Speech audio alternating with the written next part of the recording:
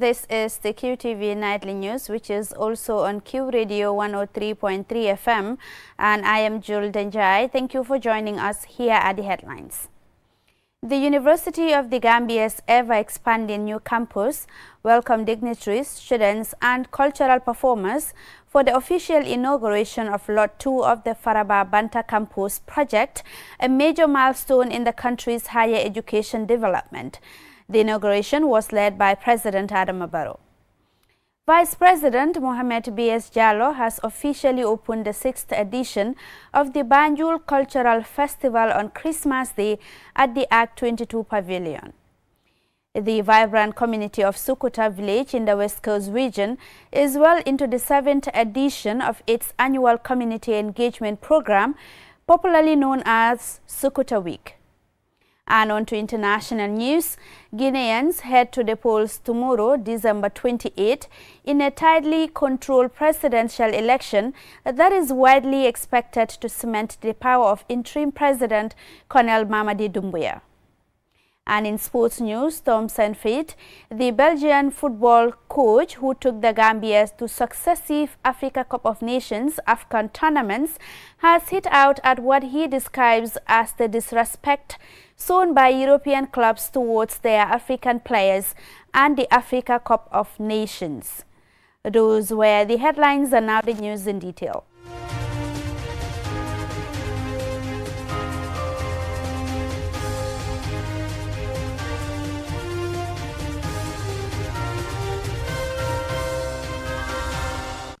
Thank you very much for staying with us. If you're just tuning in, this is the QTV Nightly News. Now, at the heart of Faraba Bantang, in the Gambia's West Coast region, history was made once again. Saturday, the 27th of December, the University of the Gambia's ever-expanding new campus welcomed dignitaries, students and cultural performers for the official inauguration of Lot 2 of the Faraba Banta Campus project, a major milestone in the country's higher education development. Our Bob tells us more. The event began in vibrant fashion with traditional cultural displays and a rousing performance from Jaliba Kuyate, the king of Afro-Manding music.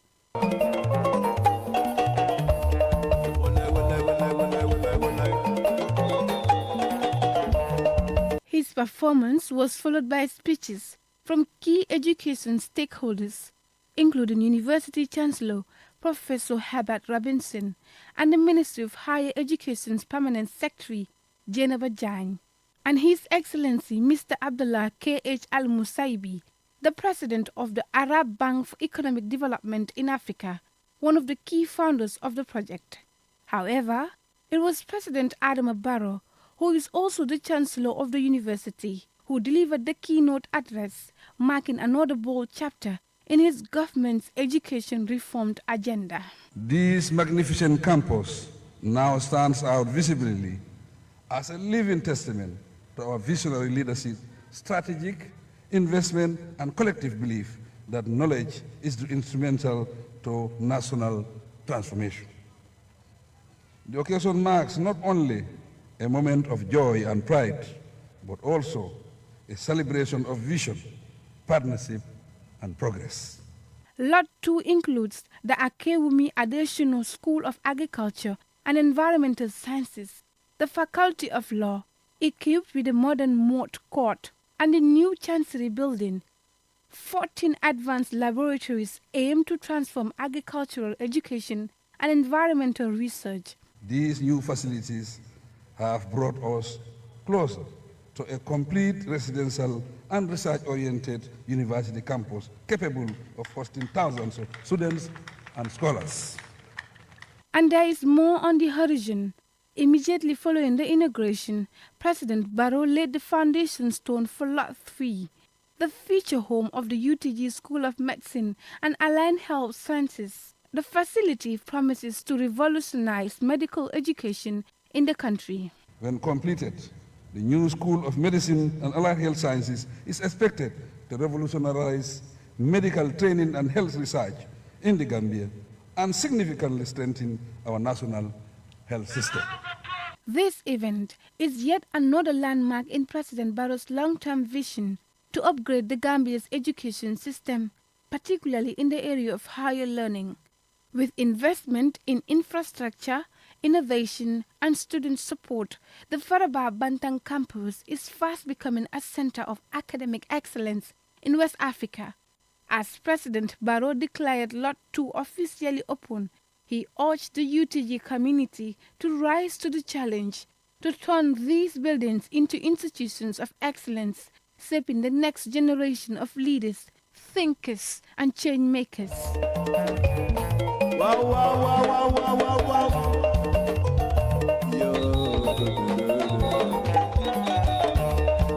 From vision to reality, the Gambia's education future is taking shape here at Faraba Banta. For QTV News, I am our Bob. Vice President Mohamed B.S. Jallow has officially opened the 6th edition of the Banjul Cultural Festival on Christmas Day at the Act 22 Pavilion. The long-week event celebrates arts, culture and unity as part of the capital's year-end festivities. Usman Jata tells us more.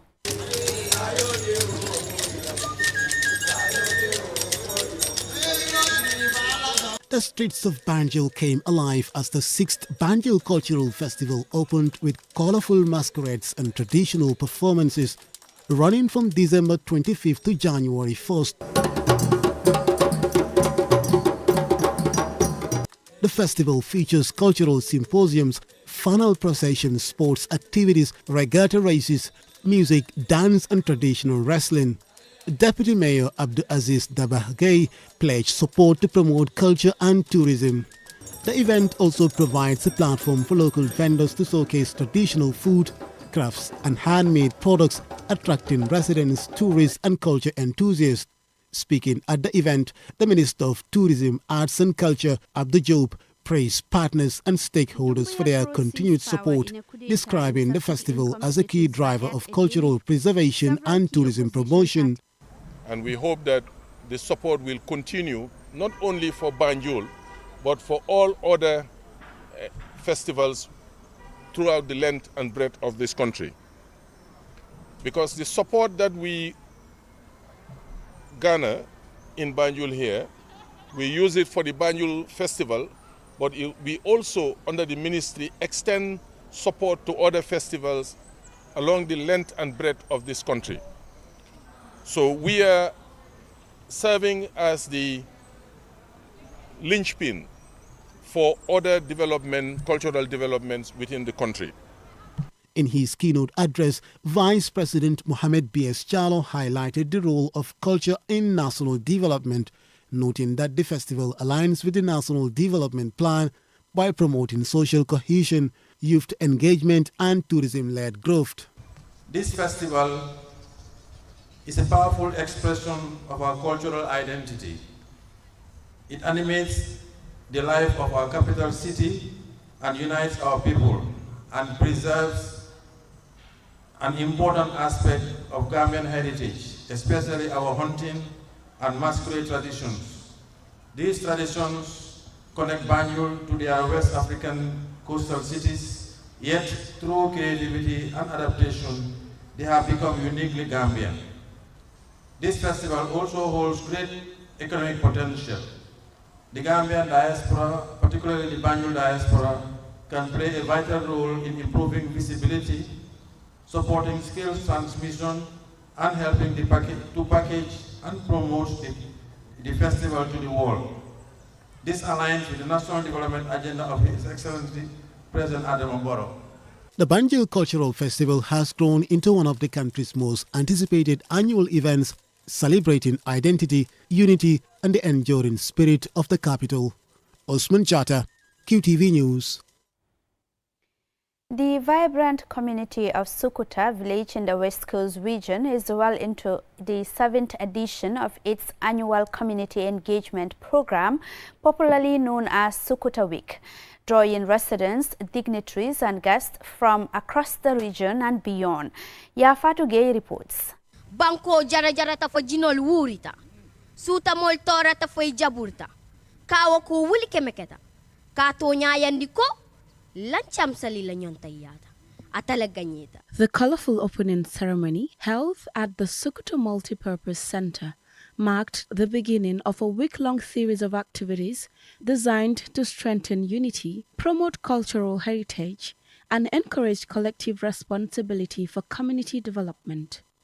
The event is organized by the Sukuta Village Development Committee and has become one of the most significant dates on the village social calendar.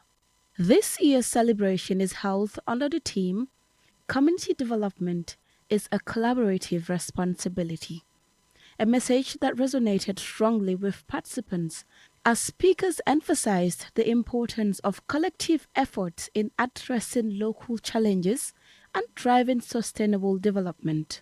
Matar Cham, chairman of the Sukuta Development Committee, further elaborates. Yehuda Bragg, an American writer, once said, "True community is not just about being geographically close to someone or being part of the same social or web network. It is about feeling connected and responsible for what happens." In Sukuta, we are blessed to have an impressive community comprising of people at home and abroad in the diaspora. It is through active participation of our male and female folks, home and abroad, that we are able to thrive as a community. The opening ceremony was attended by scores of dignitaries, including community elders, youth leaders, women groups, local authorities, and invited guests from Sukuta and beyond. Babukar Cham, former VDC chairman and guest speaker at the event, highlighted the importance of using Sukuta Week as a platform to mentor young people, noting that such engagements help guide youth towards positive values, leadership, and active participation in community development. We live in a time which is like a social media time, where people have a lot of exposure to see certain things that are not supposed to be out there on the internet.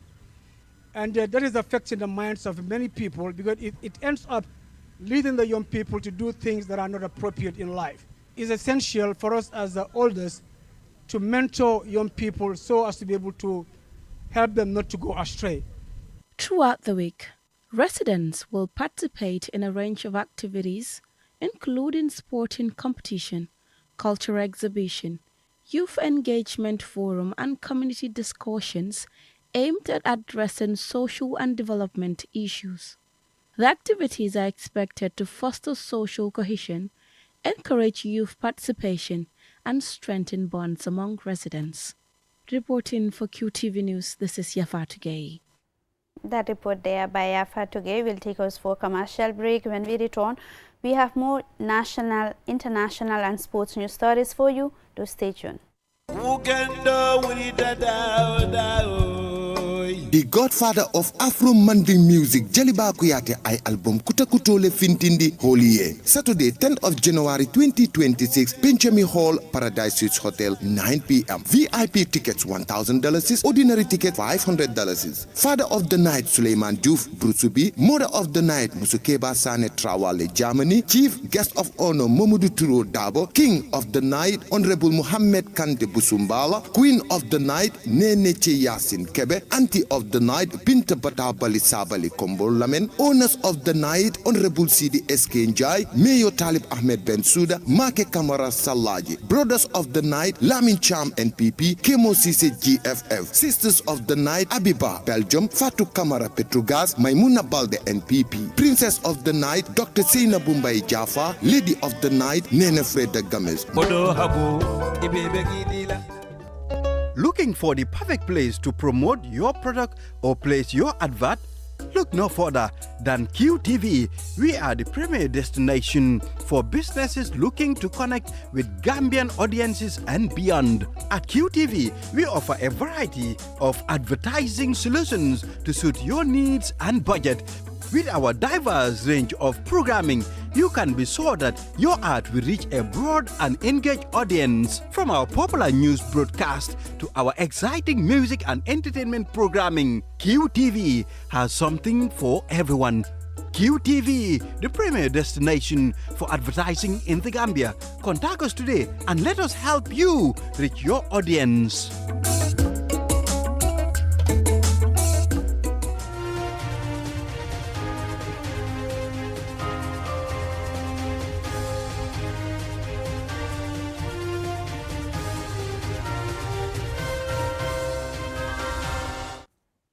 Welcome back, and this is QTV News. On to some international news stories.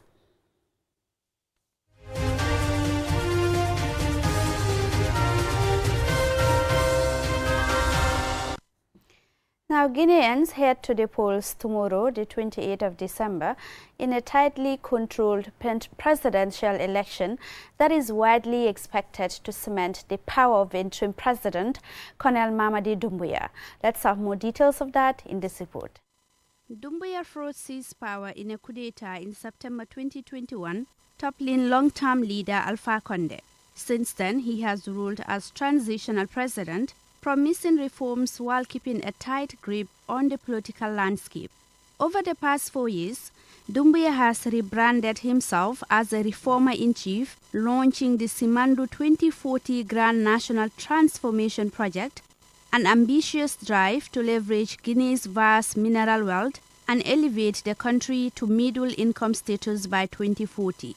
State media and Doumbouya's official social platforms have saturated the airwaves with upbeat portrayals of his vision, showcasing modern infrastructure plans and promising jobs, prosperity, and international partnerships.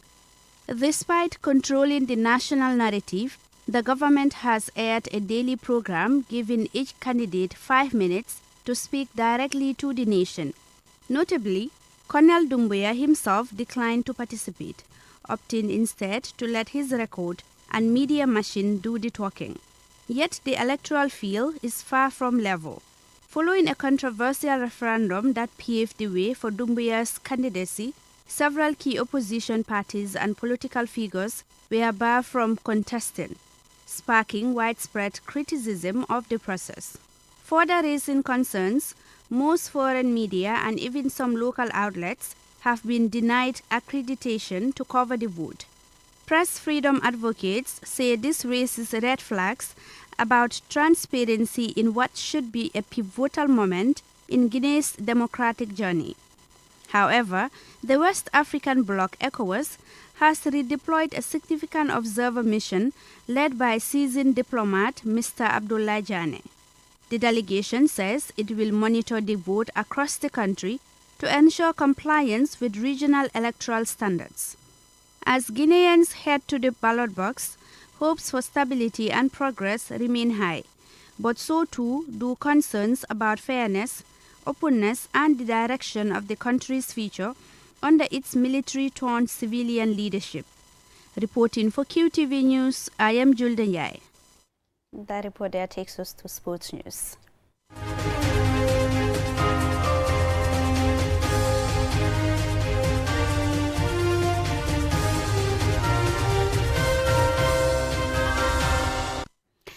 Thompson Fate, the Belgian football coach who took the Gambia to successive Africa Cup of Nations AFCON tournaments, has hit out on what he describes as the disrespect shown by European clubs towards their African players and the Africa Cup of Nations. Let's have more details of that in this report by Ade Drami. Although his former team, the Gambia, failed to make it 3 in a row, their former coach is at the ongoing AFCON in Morocco. While he was the coach of the Gambia, Sanfé once described himself as the smiling coach. However, the coach was certainly not smiling as he faced the media after his current employers Mali achieved a creditable 1-1 draw with hosts and favourites Morocco. He was prompted by a question from the press about the players not being fit or missing this tournament. Yeah, good question. The reason he doesn't play in Sassuolo is because he wanted to play AFCON. So Sassuolo told him, we don't want you to go to the Africa Cup. And the moment he said, I will go to the Africa Cup, Sassuolo didn't use him anymore. So it's all related to the lack of respect for African football. Not releasing the players on the 8 made us injuries with Hamari Traore and Sikoni Akate, brought us players who are not 100% fit like Kamori Doumbia, Nene Dorgeles and Lassine Sinayoko. It's Europe who control Africa. Changing the dates from every 4 years is not, since 1957, Africa has every 2 years an Africa Cup. We need to respect Africa. It cannot be that Europe decide the big clubs, FIFA, UEFA, what we have to do. And it happens the same, to come back to your question, with Sassuolo. The moment, because he played in the beginning every game for Sassuolo, he played good. The moment we invited him to go to Africa Cup, they asked him not to go. He said, I will go because I love my country, I want to represent my country. Sassuolo said, then you don't play anymore. Samfie's criticism will resonate with African football fans. Before every AFCON, we hear about the displeasure voiced by mainly European clubs about the absence of their players. This tournament has been no different, with a host of star players missing the tournament, supposedly injured, only to turn out for their club sides in Europe. The likes of Ivory Coast players Simon Adingra, Nicolas Pepe, Eva Ngesan and Mohamed Jamande have all not made it to this AFCON. Nigeria's Super Eagles are also missing a quartet of players in Ola Aina, Kelechi Iheanacho, Taiwo Awoniyi and Victor Boniface. Admittedly, not all are missing due to refusals by their clubs, but the majority certainly are. The sorts of concerns raised by Samfie undoubtedly led to the announcement by CAF boss Patrice Motsepe about changes to the African football calendar to harmonise with that of Europe's calendar. Whether this solves the dilemma and the problem remains to be seen. For QTV News, I am Ade Darame. Also in sports news, Manokang FC's knockout final will Misera United on Boxing Day in Birkama ended in a 0-0 draw and will be replayed on an as yet unscheduled date. Our sports reporter Momodu Gajaga watched the game and he now reports. An exciting football final between Manokang FC, debutants in the Brikama Nawetan final and third year in the competition, failed to break Misera United despite several goal-scoring opportunities. Misera United, despite dominating certain spells of the game, failed to convert their chances. The match produced end-to-end thrilling, exciting football, with both sides displaying good ball control, passing accuracy and attacking intensity. Fans of both teams created an atmosphere of football fanaticism with drumming and dancing.